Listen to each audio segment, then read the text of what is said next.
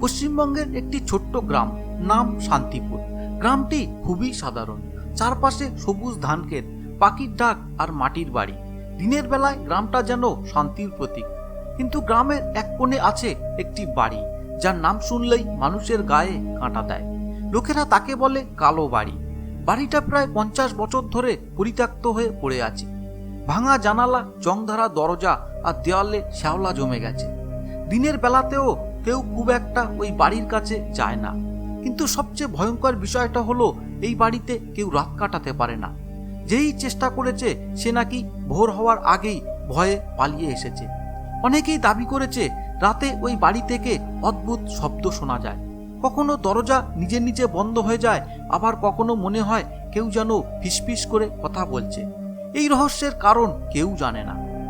আসলে আজ থেকে ঠিক 50 বছর আগে এই বাড়িতে থাকতেন এক ধনী জমিদার। তার নাম ছিল রামনাথ চৌধুরী। তিনি ছিলেন গ্রামের সবচেয়ে ধনী মানুষ। তার বড় বাড়ি, অনেক জমি আর অসংখ্য কর্মচারী ছিল। কিন্তু তার পরিবার ছিল খুব ছোট। তার স্ত্রী এবং একটি মেয়ে, নাম মাধুরী। মাধুরী ছিল গ্রামের সবচেয়ে সুন্দরী মেয়ে। সে খুব শান্ত স্বভাবের ছিল। গ্রামের সবাই তাকে খুব ভালোবাসত। কিন্তু একদিন হঠাৎ করেই ঘটে যায় এক ভয়ঙ্কর ঘটনা। এক রাতে হঠাৎ বাড়ির ভেতর থেকে চিৎকার শোনা যায়। গ্রামের মানুষ দৌড়ে এসে দেখে বাড়ির দরজা ভেতর থেকে বন্ধ। অনেক ডাকাডাকির পরও কেউ দরজা খোলে না। শেষে দরজা ভেঙে ভেতরে ঢুকে সবাই যা দেখলো সেটা আজও কেউ বলতে পারেনি। ঘরের ভেতর সবকিছু এলোমেলো, কিন্তু বাড়ির 3 জন মানুষ কেউ নেই। রামনাথ, তার স্ত্রী আর মাধুরী, 3 জনেই হঠাৎ অদৃশ্য হয়ে গিয়েছিল। পুলিশ তদন্ত করেছিল, অনেক খোঁজাখুঁজি হয়েছিল, কিন্তু তাদের কোনো খোঁজ পাওয়া যায়নি।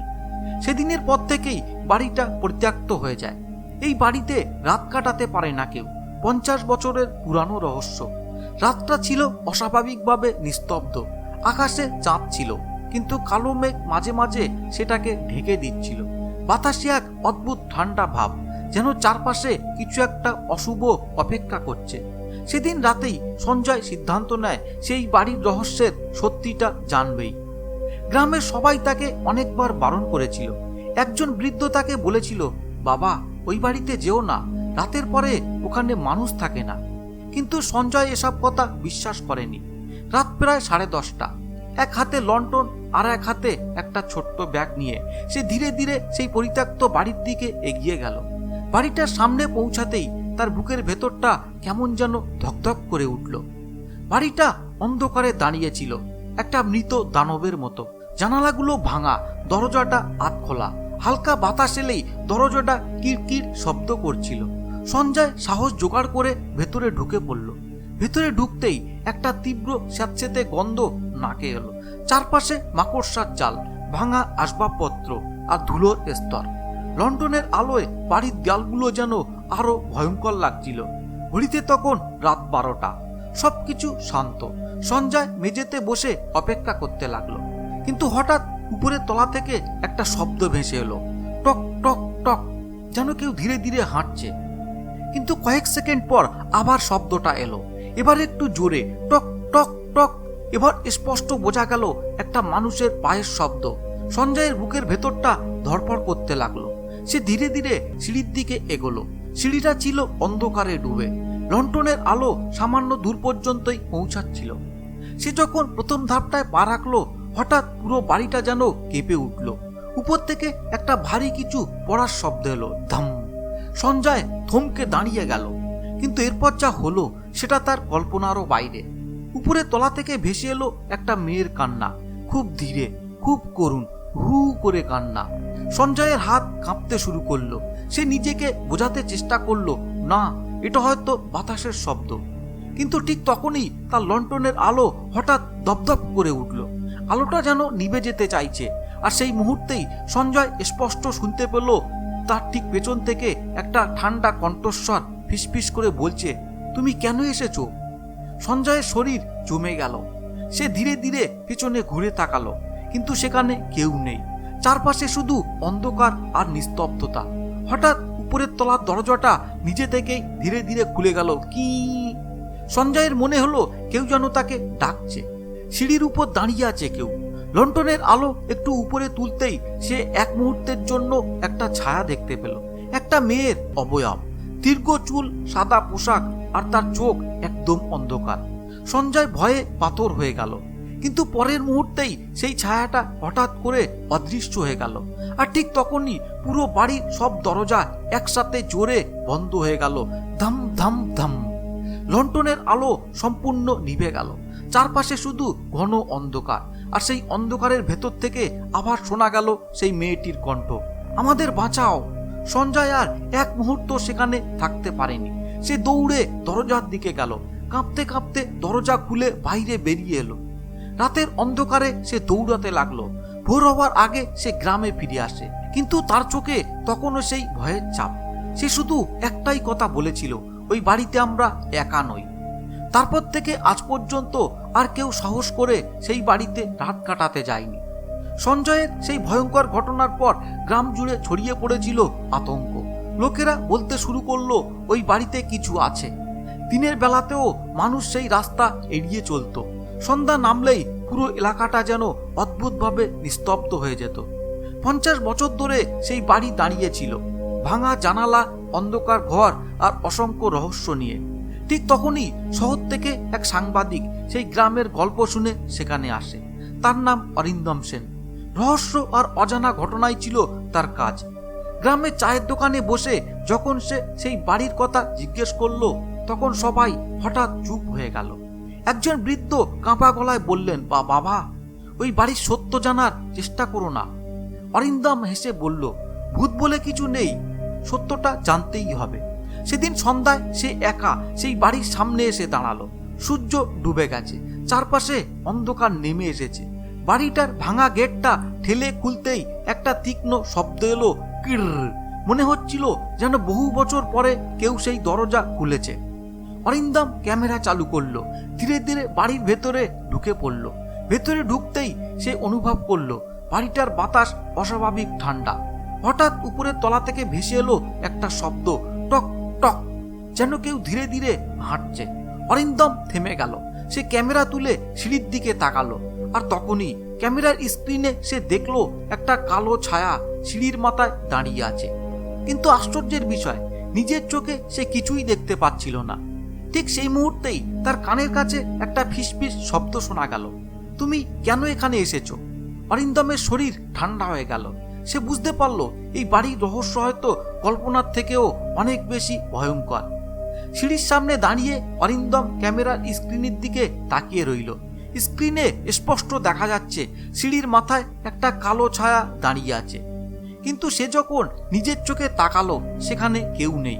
সিঁড়িটা সম্পূর্ণ ফাঁকা। অরিন্দমের বুকের ভেতরটা ধকধক করতে লাগলো। সে আবার ক্যামেরা তুলে ধরলো।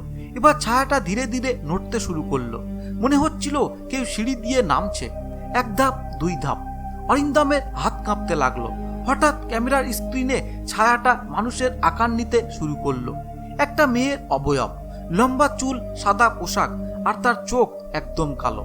ঠিক তখনই বাড়ির ভেতরে সব দরজা একসাথে জোরে বন্ধ হয়ে গেল, ধাম। অরিন্দম ভয়ে পিছিয়ে গেল।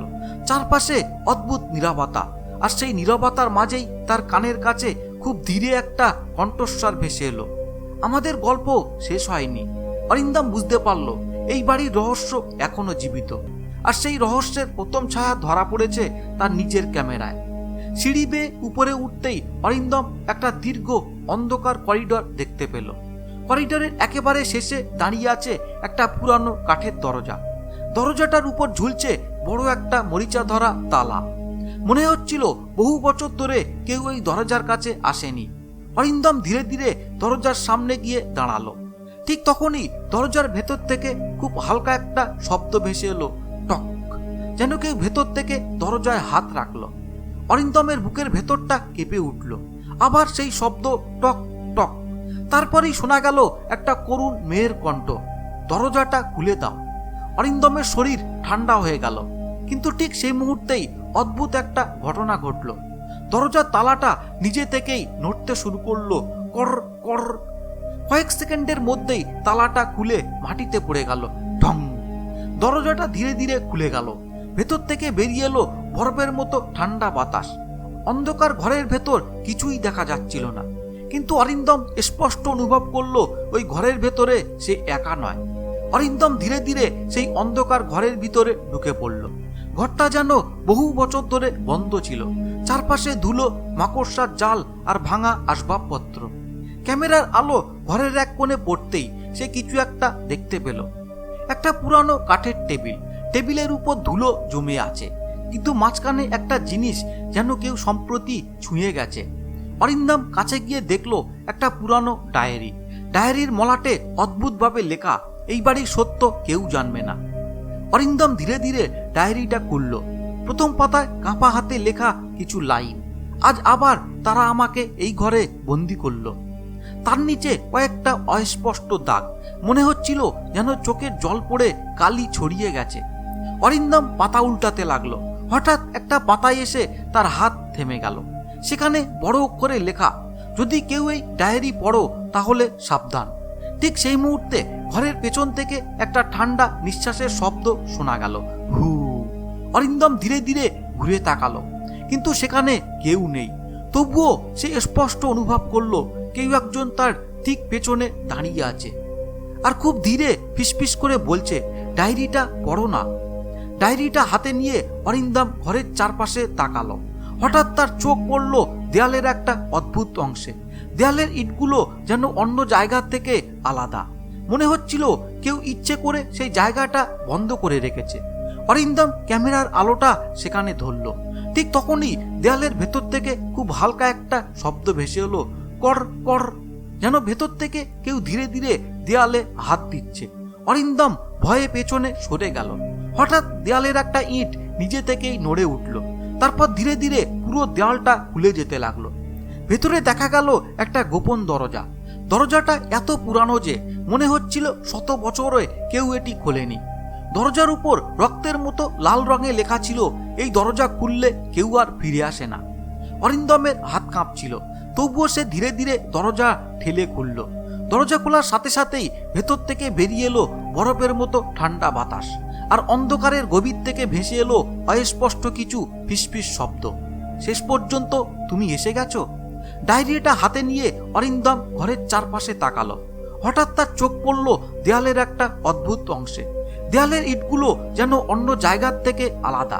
মনে হচ্ছিল কেউ ইচ্ছে করে সেই জায়গাটা বন্ধ করে রেখেছে। অরিন্দম ক্যামেরার আলোটা সেখানে ধরল।